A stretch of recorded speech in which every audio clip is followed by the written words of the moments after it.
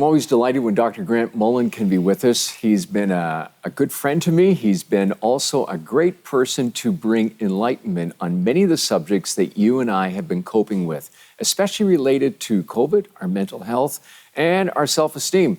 So welcome, Grant, again. Well, nice to be with you and not on Zoom. Yeah, it's amazing. I'm not sure if one of us looks better with a mask on or off, but we'll just let the audience... The makeup lady spent a lot of time making me look better.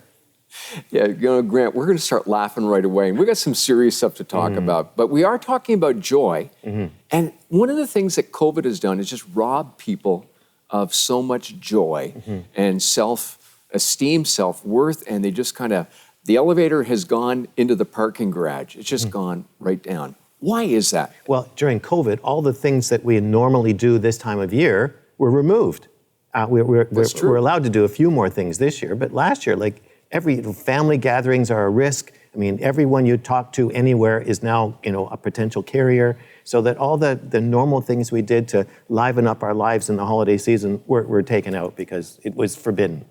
I often think of the word recalibrate. How do we get things back on track? I'm going to go to the gym and get healthy again. How do we recalibrate mentally from all that's happened? Well, of course, we're not completely out of the woods yet.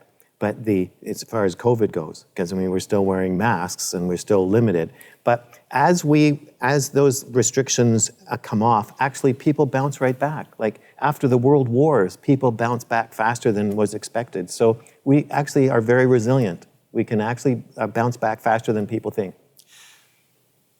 Well, that's encouraging to hear. Actually, I wasn't prepared for you to say that, so... Oh, you thought because I deal with depression, it's always going to be depressing. Yeah, we're just going to stay down there, so there is hope.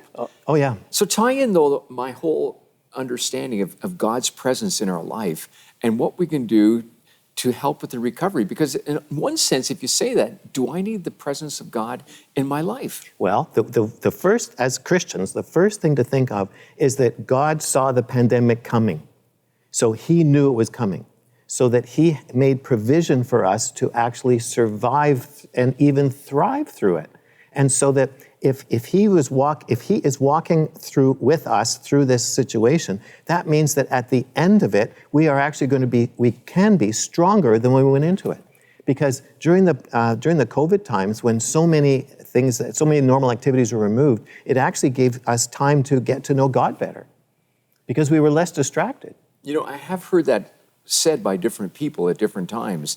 And now it seems like we're getting back up, we're getting amped up. But here's where I want to go. I don't think anyone really has a full understanding of this Omicron variant. Is that true? Yeah, well, that's true, yes. It's so still we're trying to figure it out.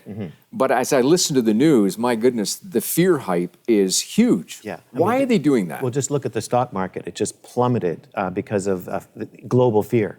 And so, because actually humans always defer to the worst case scenario, that we always default negative, but also after we've been in COVID for so long, and to hear that there's yet another variant and that could put us behind another year. You see, if we still had the original variant, that we would have been out of this over a year ago. It would have been history, like SARS. SARS came and went. But then Delta came, so another year, and so the fact that there's another variant, people are panicking, thinking, are we facing this for another year? But I don't think that's going to happen. You don't think that's going to happen? Okay, one of the areas of your expertise is you help people deal with mental health issues, and sometimes it's from a medical perspective, but then also how to free your mind emotionally. You've written a book, and it's called Emotionally Free. And I've enjoyed the book. It's been helpful. I just was sharing with you before we come on air that I ran into a young woman who I knew needed the book, and I was traveling on the West Coast, and I padded this in my briefcase, and I handed it, and I gave it to her. So the book's made it at least to the West Coast and back again a few times. One of the things that happens is many times our self-esteem plummets. I want you to talk to me about the whole issue of self-esteem and how we can recover from possibly family things that have happened to us, situations of abuse, but things that cause us to plummet back into that parking lot. Well, actually, most people struggle with self-esteem. Like the vast majority of people. In fact, the people who you think have the greatest self-esteem, when you talk to them privately, they're struggling with insecurity. Like if you talk to like really famous, successful people, they're all struggling with insecurity. Does that mean even you've struggled with it? I have struggled with it too, yes. That's true. But except when I come here. You guys make me feel good because you put makeup on me. But most people struggle with it. And your self-esteem or your sense of security is based on what you believe about yourself. And we all believe lies about ourselves. So one of the questions, though, we say we believe lies about ourselves. Do you think we pass stuff on to our kids and families, or did our parents pass stuff on to me? Absolutely. Okay, absolutely. Explain that one. Because we are raised in a family culture. So every family has its culture. And so that your parents will pass on to you, unfortunately, the culture that they were raised in. So in other words, if your parents struggle with low self-esteem, low self-confidence, poor self-image, then they will teach you that that is normal. That in our family, we are always underdogs. In our family, we are always failures. In our family, someone's always trying to take advantage of us.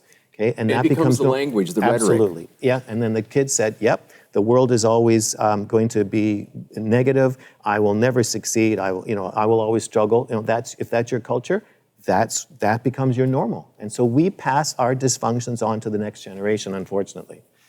There's a million questions I could ask you, but let's stay with this one. Okay, so walk us out of that. How do we change our thinking patterns? And talk to us about how your relationship with Christ has been so impactful as you've shared these truths with people. Yes, well, the key, in fact, the most successful way to change your internal culture is to, one, recognize that you're believing lies about yourself. And you have to realize that Jesus sees you completely differently than you see yourself. Because we see all our failures and all our negative aspects, and he sees the destiny that he intended for us when we were conceived. And so the key to transforming your internal culture is to recognize what happened, what were the things that were spoken to you that dropped your self-esteem, self-confidence. Like when your parents said, you're not going to amount to anything. Or if a teacher said that, or someone in authority said that to you. We hear those things all the time. That's right. Yeah. And so then as soon as you believe it, it becomes a stronghold in your mind. Because as soon as you believe the lie, it takes root and it keeps popping up in later life. That doesn't matter how successful, in the back of your mind saying, yeah, but it's second shoe is going to drop. So you have to recognize that you're believing a lie, where it came from, and then you need to forgive. Forgiving and repenting are powerful spiritual weapons. We need to forgive the people that taught us all these lies. We're going to stay stuck otherwise. Absolutely. And so God's given us these powerful spiritual tools that you can forgive your parents, you can forgive people in authority, you can forgive yourself for believing these things. And then you need to ask Jesus, what is the truth? Who am I really? Who do you say that I am? What is my potential? And those are freeing words. It's liberating. Yeah.